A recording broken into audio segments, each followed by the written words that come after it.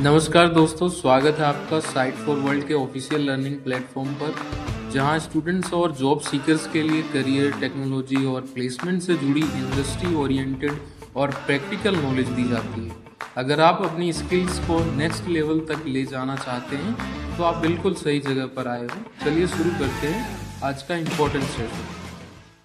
नमस्ते students, ready हो एक सुपर इंटरेस्टिंग टॉपिक के लिए।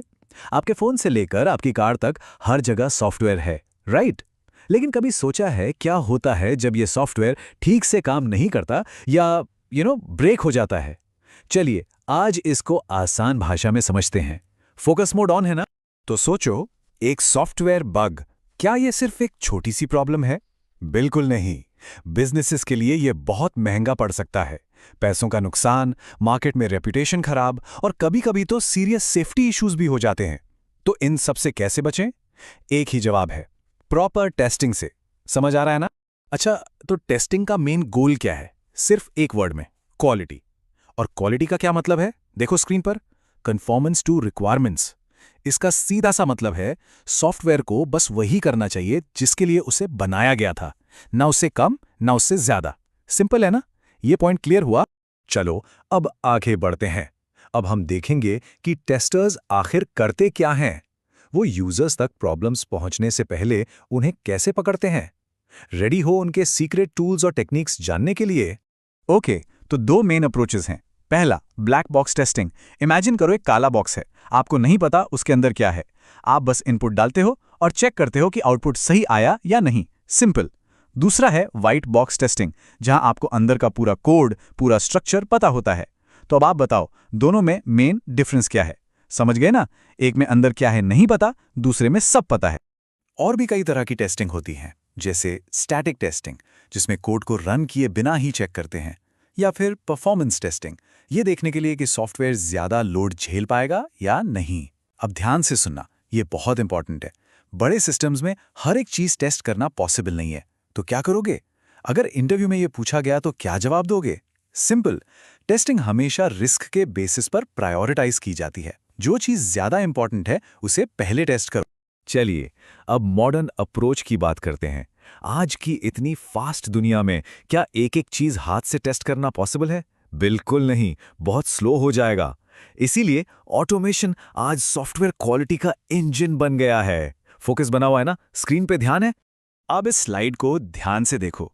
ये दिखाता है कि टेस्टिंग कोई अलग से होने वाला काम नहीं है, बल्कि ये डेवलपमेंट प्रोसेस का ही एक इंपॉर्टेंट हिस्सा है।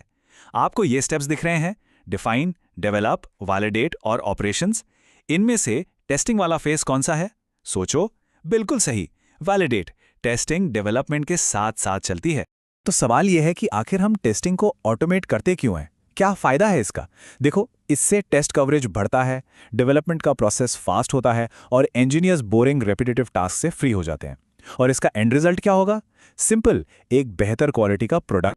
ऑटोमेशन के लिए मार्केट में बहुत सारे टूल्स हैं। यहां दो पॉपुलर एग्जांपल्स हैं, SAS और R।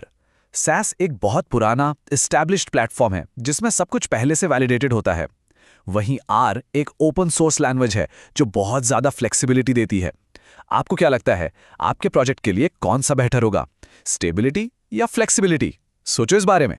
और ये स्लाइड बहुत अच्छे से दिखाती है कि टूल आप कोई भी यूज करो, SAS या R, मॉडर्न टेस्टिंग हमेशा एक हाईली स्ट्रक्चर्ड प्रोसेस फॉलो करती है। इस पूरे प्रोसेस को मैनेज करने के लिए ओपन टेक्स्ट क्वालिटी सेंटर जैसे सॉफ्टवेयर यूज होते हैं। फोकस बना हुआ है ना? पहली बार में थोड़ा कॉम्प्लेक्स लगना नॉर्मल है, पर धीरे धीरे सब समझ आ जाएगा। चलो अब एक रियल वर्ल्ड चैलेंज की बात करते हैं। एक ऐसी प्रॉब्लम जिसका सामना हर ऑटोमेटेड टेस्टिंग पाइपलाइन को करना पड़ता है, और वो है फ्लेकी टेस्ट्स। नाम सुना है पहले? तो ये फ्लेकी टेस्ट होता क्या है? ये वो टेस्ट है जो बिना कोड चेंज किए कभी पास हो जाता है और कभी फेल। हुआ है आपके साथ ऐसा कभी? बहुत फ्रस्ट्रेटिंग होता है ना? इसका कारण अक्सर आपका लिखा हुआ कोड नहीं, बल्कि नेटवर्क की स्पीड या एनवायरनमेंट की इंस्टेबिलिटी जैसी चीजें होती हैं। तो इसका सॉल्यूशन क्या है? एक बहुत ही सिंपल और पावरफुल टेक्निक है, रीट्राई लॉजिक। अब आप स्क्रीन पर देखो और समझो ये प्रोसेस कैसे काम करता है। पहले टेस्ट एक टेम्परेरी प्रॉब्लम की वजह से फेल होता है।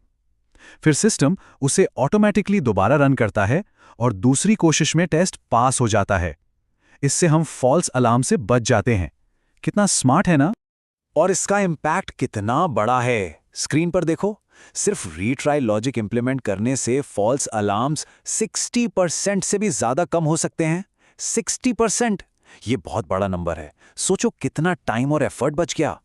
लेकिन एक चीज हमेशा याद रखना, ध्यान से सुनो, रीट्राई लॉजिक एक सेफ्टी नेट है, बैसाखी नहीं। ये सिर्फ टेम्पररी प्रॉब्लम्स को हैंडल करने के लिए है। अगर आप इसको यूज करके असली प्रॉब्लम को इग्नोर कर रहे हो तो ये आगे जाके बड़ी दिक्कत देगा, और हाँ, इंटरव्यू में पकड़े जाओगे।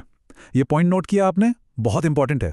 तो आखिर में इस सब का मतलब क्या है? मेन टेकअवे क्या है? टेस्टिंग सिर्फ कोड में गलती ढूंढना नहीं है। ये उस डिजिटल दुनिया में कॉन्फिडेंस बिल्ड करना है जिस पर हम सब इतना ज्यादा डिपेंड करते हैं।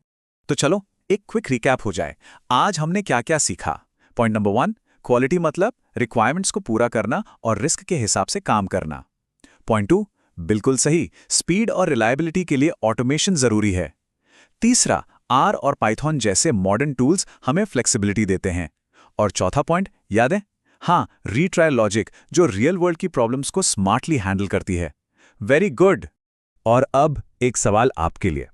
जैसे जैसे सॉफ्टवेयर और भी कॉम्प्लेक्स होता जा रहा है, आपको क्या लगता है टेस्टिंग का फ्यूचर क्या होगा? टेस्टिंग आगे कैसे इवॉल्व होगी? इस पर सोचना और अपने आइडियाज कमेंट्स में जरूर शेयर करना। प्रैक्टिस करते रहना। मिलते हैं। हमारे चैनल को सब्सक्राइब कीजिए और वीडियो को अपने दोस्तों के साथ शेयर जरूर कीजिए। कमेंट सेक्शन में अपना डाउट या नेक्स्ट टॉपिक लिखना मत भूलिएगा।